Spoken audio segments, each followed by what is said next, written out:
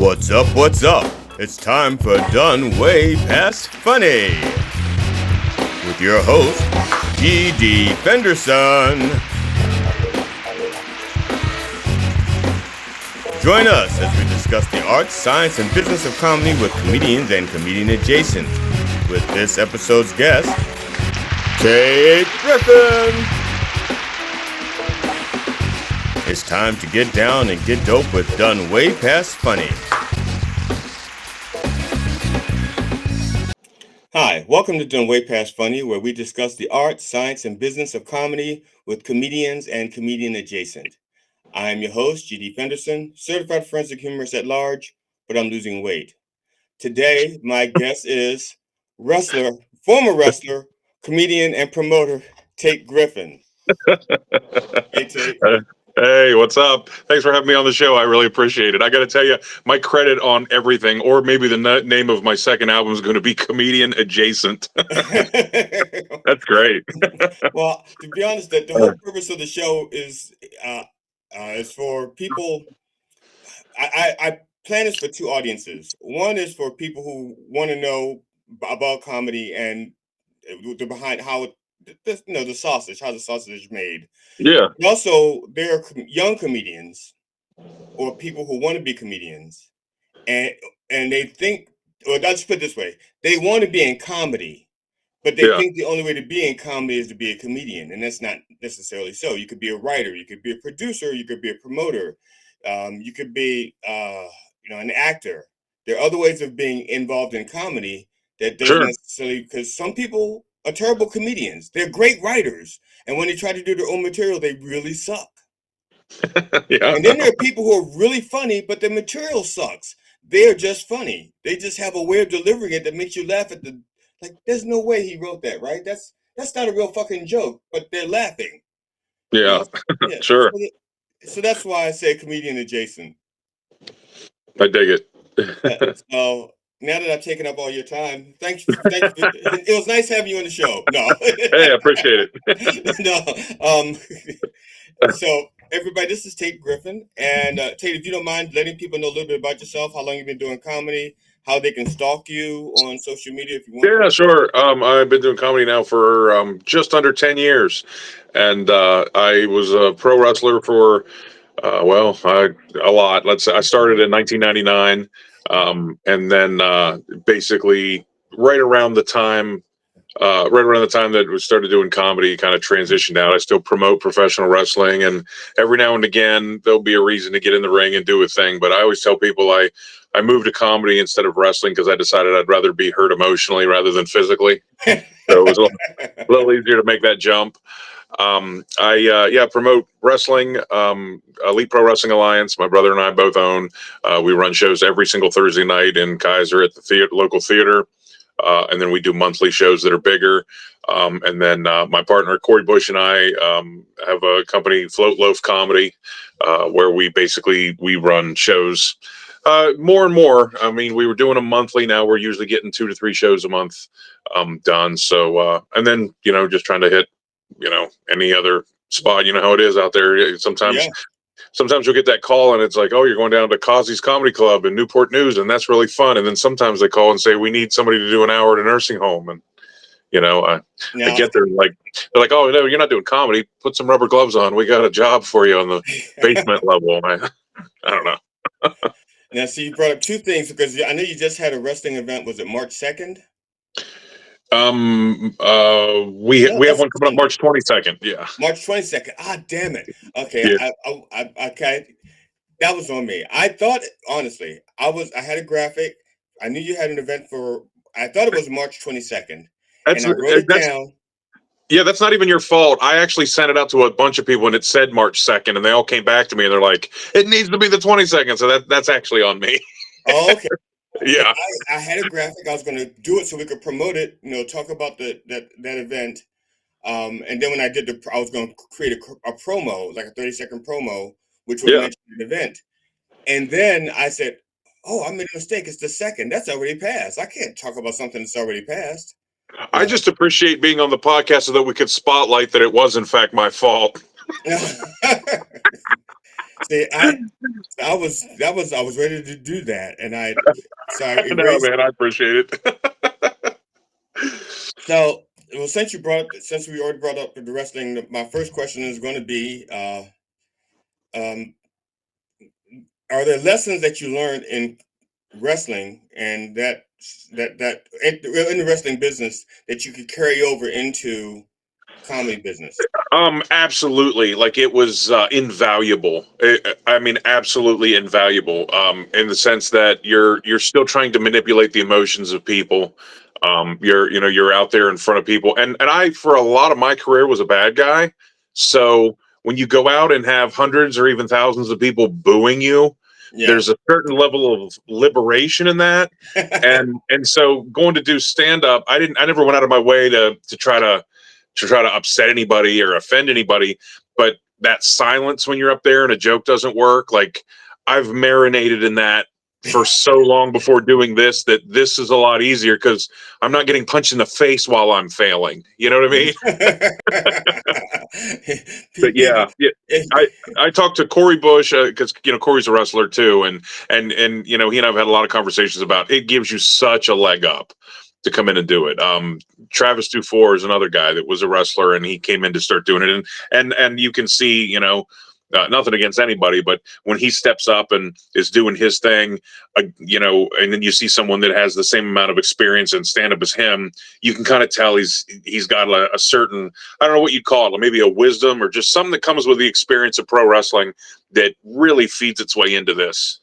yeah, I like to call it like it's like I would say a stage presence, but it's not just a stage, it's or basically a confidence Yeah, because sure. you have to have because when you're now I wrestled a bit in school, Yeah, not to what you did, but there's a certain amount of when you've lost, there's a certain amount of humiliation, and when you're in sure. school, especially, I mean, it's different in the Yeah, pro world. I guess in a pro match, if you lose, you don't necessarily see those people again.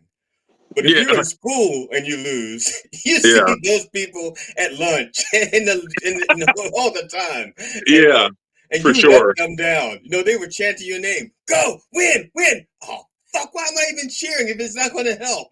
Well, well, and it's that's funny. And what's great too is, I mean, in pro wrestling, even when you lose, like the money you take home usually makes that okay. But but I mean, I did almost about 20 years of pro wrestling before going to comedy, and who would have known that 20 years I was actually comedy adjacent? It's just, it works out so great. That's a callback right there. Yeah, I'm gonna have a little graphic explain to someone what a callback is right there. It's a Yeah, callback there is you go. I did that a little while ago. I had somebody that said something, and so I actually wrote down the definition of what I know it was.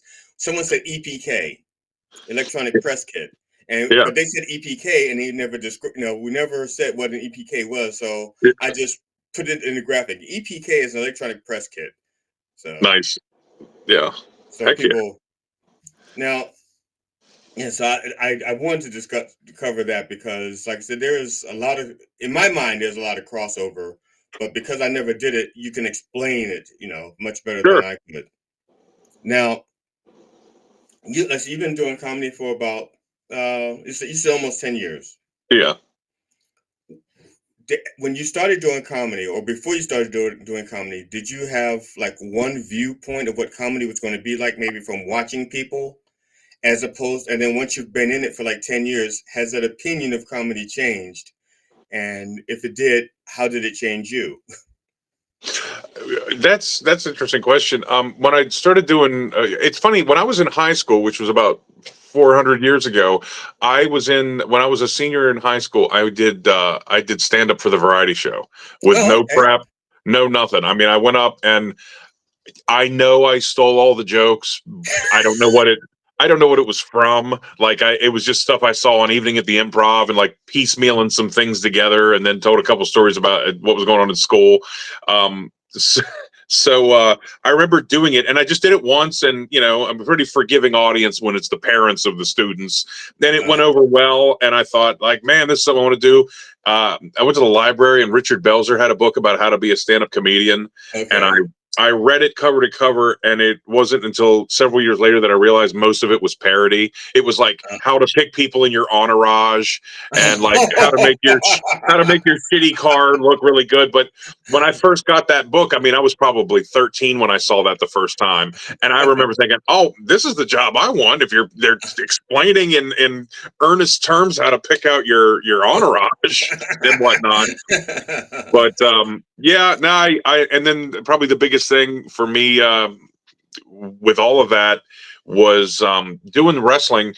And I mean, I'm sure you know when you're in show business, whether it's music or wrestling or comedy, like sometimes you see how the sausage is made. It's not always as fun, and it's not always as glamorous, and it's certainly not always as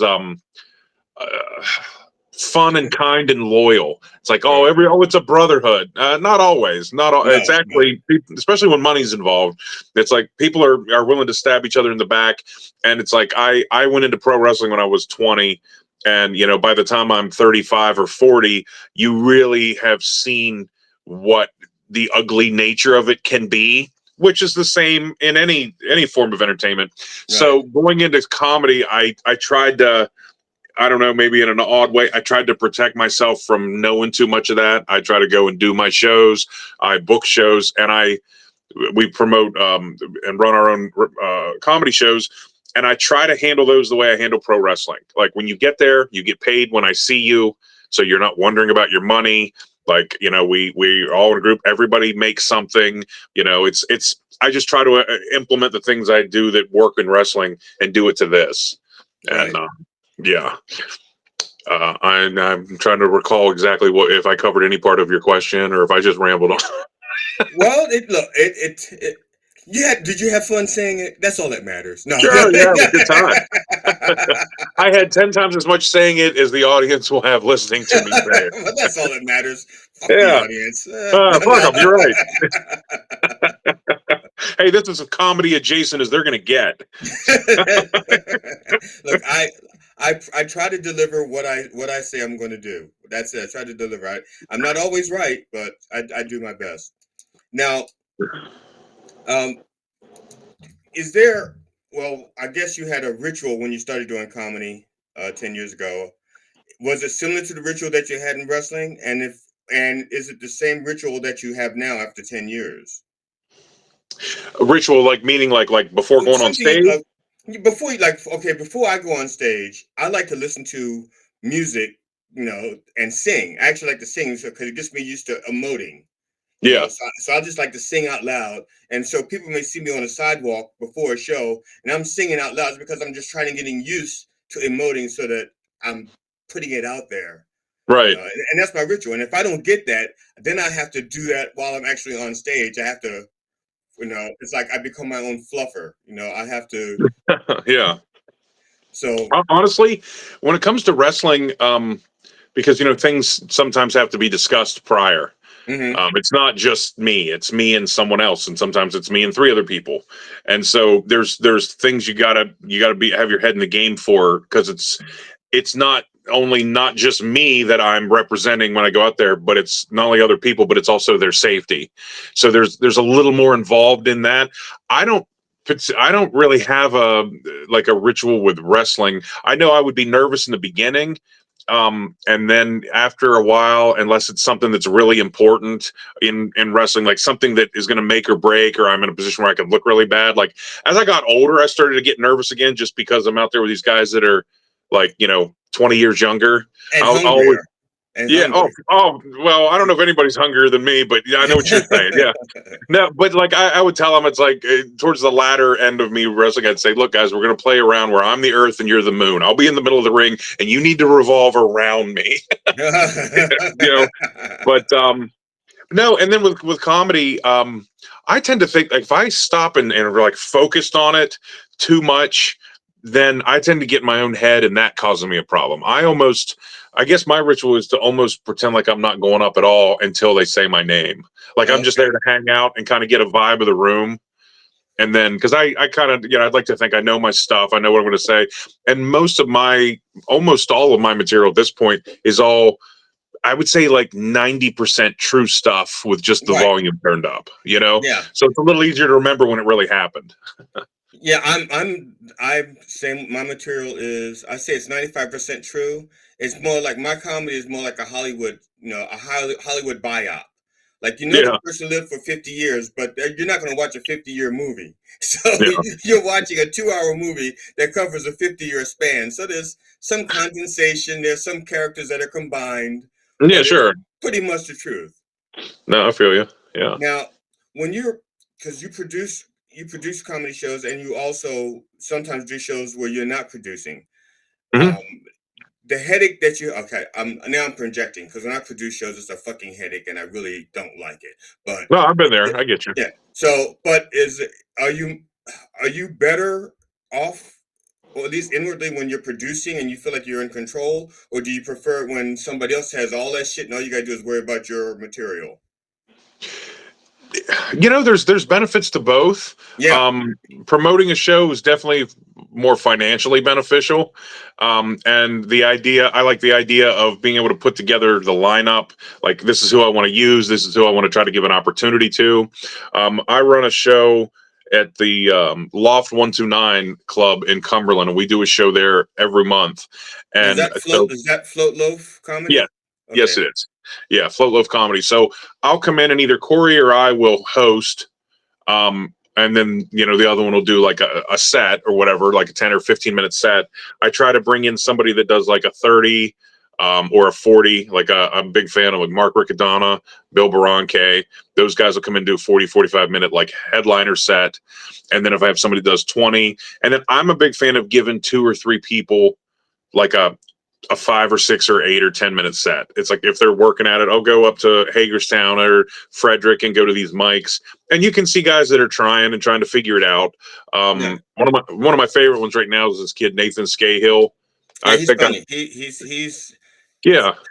funny. I like him. He's very smart.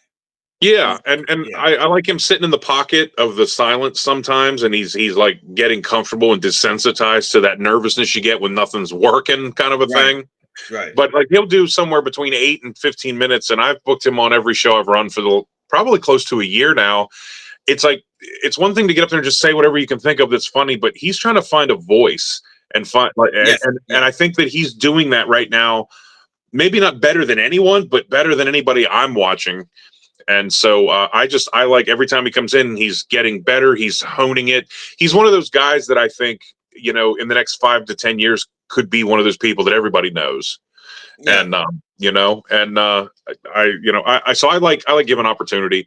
It's the same thing with wrestling. When you got these young guys that are trying to get booked, the business can be so shady, both in comedy and wrestling. And I like people to know, hey, you can come here, you're going to get paid, you're going to be treated with respect. Like, I'm not telling you what you can or can't say. And, if you're not as far along as I am and I can help you out, like, I want to do that. Right. Yeah. Now, before, let me bring up your clip. Well, I divided your clip up into 2 sections, sure. 2 parts. And this is at Kazi's? Yeah, Kazi's in Newport News. Yeah. Okay. That's the oldest comedy club in the country that's still running from its original spot. Wow. Now that I did not know. Yeah. All right. So we're going to have the I guess roughly the first half of that. We'll talk about it on the other side. Yeah, sure. A mile from my house, a pizza shop, small little pizza shop that had been open for 35 years. The owner's retiring, and so my wife and I bought it so our kids would have somewhere to work, be treated with a little bit of respect. So yeah, called Sky High Pizza. If you're ever in the middle of West Virginia and you feel safe, then stop by. If you come in to buy it and you disappear, I will deny any knowledge of your existence. The Rambo quality. So anyway, you can imagine my level of anger whenever I walk in and my 16-year-old's got the phone out to here and there's some guy screaming at her. So I couldn't grab the phone. I'm like, can I help you? I'm telling me, damn, sausage, pizza, pepperoni, that. This is an exact quote. And I'm like, sir, I need you to settle yourself down. I need you to settle down. This phone was made during the Reagan administration. It's really shitty and it's crackling, so please just quiet down a little bit. how about if I come down there and beat your ass and maybe you'll hear me? To which I said, I can't wait for you to get here. So if my daughter's standing on either side of me and about 12 people in the lobby waiting for their food, I slam that phone down and I'm anxiously awaiting for this. It's like he's getting the total amount of crap that I've absorbed for 3 years in my kids from home, these horror stories. And I just can't wait. So over the next 10 minutes, everybody in the lobby has gotten their food and none of them have left. Like my husband worked 10 hours, but he can eat cold wings. I gotta see how this shit plays out. Now, I picked that spot there. I picked that spot there to stop because of what you said. I want to see how this shit plays out. So I want to run to find out how it plays out.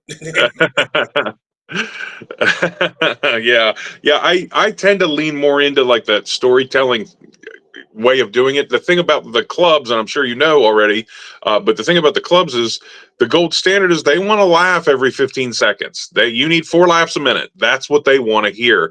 And so a lot of times the long form stories don't work. I mean, that's more of a theater thing, or if they already know who you are and you got a comedy hour or you're on Netflix. Right. But the stories don't work as well. So what I try to do is I try to find the pops throughout the story so that I'm still adhering to every 15 or 20 seconds. I'm at least asking you for a laugh. Yes, or reaction, even if it's not, because sometimes it's not the laugh you want. Sometimes you want them to go like, "Oh shit!" Yes, just some basic interaction between us. But I've got their attention, and I'm re-upping that every 15 to 20 seconds. So that story, and it's funny because that was a year ago. I've honed that story down to where it's quite a bit tighter than it is in this clip. But in that 4 minutes, I believe I ask for somewhere in the neighborhood of 20 laughs, 18 to 20 laughs. So it's like, even though it's long form, I'm still trying to get that. And you know, that's one of the things too that I try to tell people, tell the young guys and girls that are there. It's like, look, if you got it, your tight 5. Well, what's a tight 5? 20 laughs in 5 minutes. I need you to ask for them. And there's still a lot of times at the mics and things, you'll see these shows where somebody gets up there and talks for 7 minutes, and forget about it being funny or not being funny. They didn't ask you to laugh once. And It's like, what are we doing here?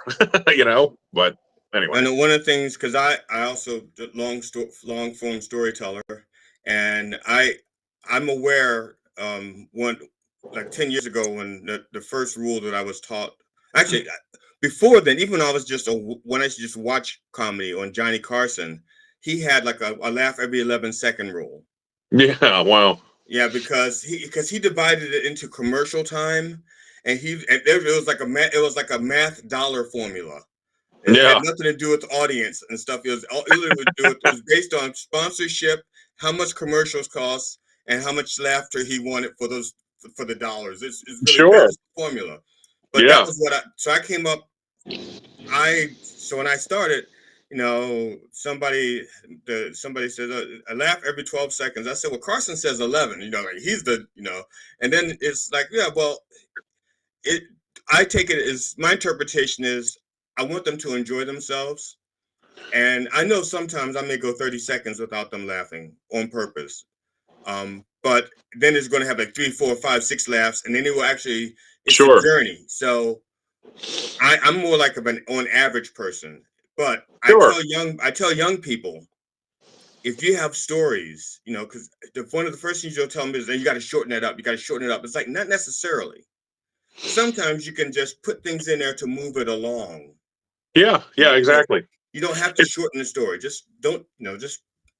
No, it's like you're you're on this little scooter that takes gas, and you know it's only got enough to get you 10 feet up the road, and so but in 10 feet there's another stop for some more gas for another 10 feet, and if you don't get that little bit of gas, you're done. So theoretically, as long as you can make it 10 feet, you can drive 100 miles as long as every 10 feet you're stopping for that gas. And it's like every word. I mean, this is just how I approach it. I think and I'm sure it's not original to me, but it's just how I think about it, is every word that comes out of my mouth is a step towards the joke, the punchline, or a step away from it.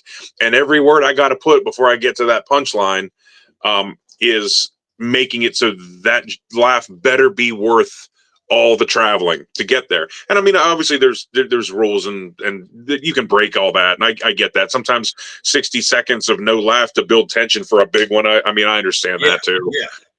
But yeah, sure. Now, but has there been people, because look, we're in comedy, and every time we open our mouths, every time we finish the set, almost somebody's there trying to say, we know it would be funny. So over the years, has there been, what's the best and worst advice you've gotten from either another comedian or even an audience member? Well, the best advice, well, I guess the easiest one is the worst advice. A guy came up to me one time at a show in Pittsburgh and said that I need to say fuck way more. He's like, man, you said like 3 times, but like you drop out. I mean, you're a big guy. Like you get a little more of an intimidation factor if you said it like 30 or 40 times. And it's like, I mean, I try to look at because somebody come up like, hey, you can use this in your act. You can use this in your comedy. It's like, I try to take it with the spirit that it's given. Like they're trying to help, and yeah, there's no harm in that. If somebody puts themselves out there to make a suggestion, I try to be nice about it. The best advice I ever got was Sonia White. Who's part of the Southern Fried Chicks, and she tours, nationwide. And she told me, because I was trying to remember stuff. This is probably about 6 or 7 years ago. I ended up bringing up a glass of water, and I had a label on it, and I had written everything to where it was magnified. So if I had the water, I could read everything on the thing. And the problem I found was, I tend to try to shoot from the hip a little bit, and as soon as you're looking at stuff, I think you're trying to read and decipher. I think you're trying to use the part of your brain that's the opposite part of the creative part, where the magic can happen and new things can come up. And I was telling her that I have a hard time remembering it. She said, "Remember the transitions. Don't worry about the jokes." Yes. She's like, you already know all the jokes. Like, you might not be able to get there, but if you remember your transitions, they will set you up. And that was the most invaluable piece of information I ever got. Yeah, that was something I had to learn that on my own. I mean, that was and it's just like I like to being a storyteller. I write. Like I may write a 40 or 50, 90-minute set, and I was like, and not everything is connected. I try to make it like you're watching a movie.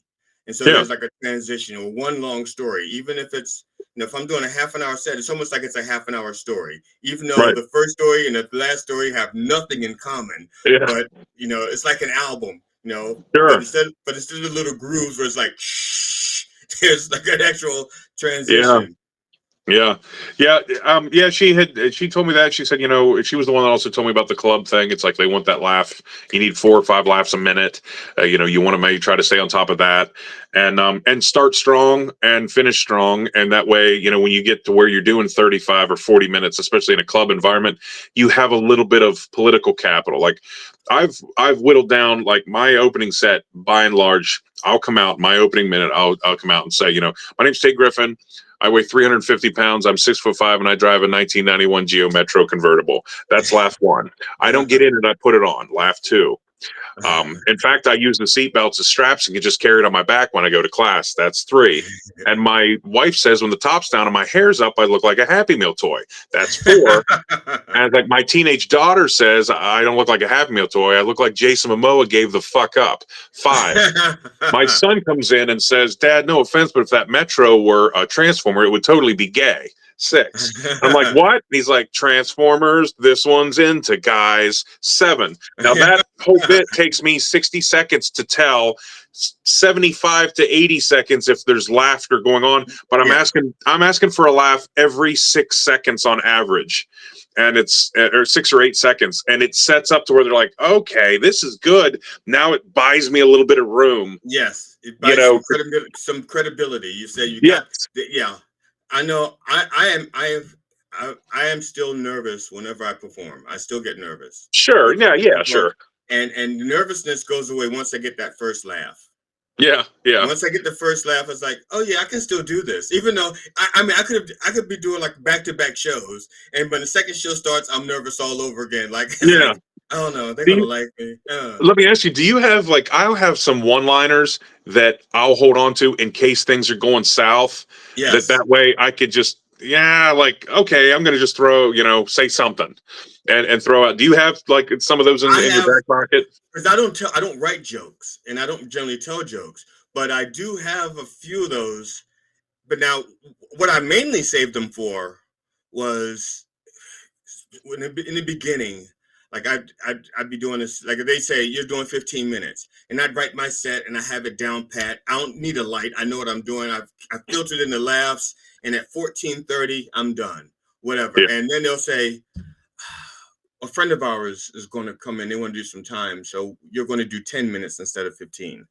Well, I'm a storyteller. Yeah. What the fuck? So, or if things are going overly well and I realize, oh, I'm getting more laughs, or the laughs are lasting longer than I expected, or I start to riff and they give me the light, and I know my next story is like 5 or 6 minutes long, but they gave me the 2-minute light. I will ask, I'll say, look, my last bit is 5 minutes. Can I do it? And if they say no, then that's when I throw in those couple of jokes to end it, Sure.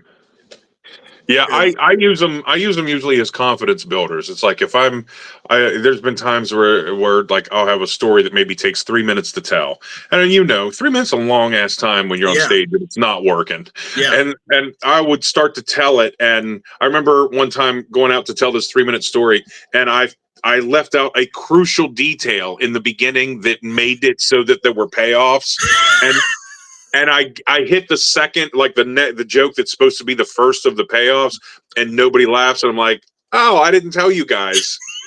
And it's like, they laugh at that because it's so sincere and honest. And it's like, if you can channel that sincerity, I was like, yeah, the reason none of that's funny is because it said this. And it's like, in that moment, I'm like, if I had remembered to tell you this, then not only would you laugh at that, but you would also laugh when I said that she came out with a cart and she did this and she did that, and and play it like that. But a lot of times I'll try to keep one, like I say, hey everybody, I know you're not enjoying the show, but let me tell you about a pilot I wrote. It features an all sock puppet cast of nudists. It's called A Show of Hands. And then you get them back on your side with something stupid, and then you go right back to it. Yeah. I'm laughing because it was my last story, my last setup. I'm about to walk off. This is my last one, and I'm halfway through the story, and I realize I'm about to do the punchline, and they didn't do the setup. Yeah. And I looked, and I went, fuck. I said, okay, guys, I'm about to tell you this punchline, but I didn't give you the setup, and they gave me the light already. I'm over by about 40 seconds, so this is what I'm going to do. I'm just going to tell you the punchline, and you're just going to laugh your ass off as if you know what the setup is. Yeah. And I just told the punchlines, and they laughed. Like, I was like, okay, thank you. Hi, I'm GD Fenderson, Certified Forensic Humourist and host of Done Way Past Funny. You've just watched part 1 of our interview with comedian and promoter Tate Griffen. Please join us as we continue our interview, and when you come back to join us, bring a friend.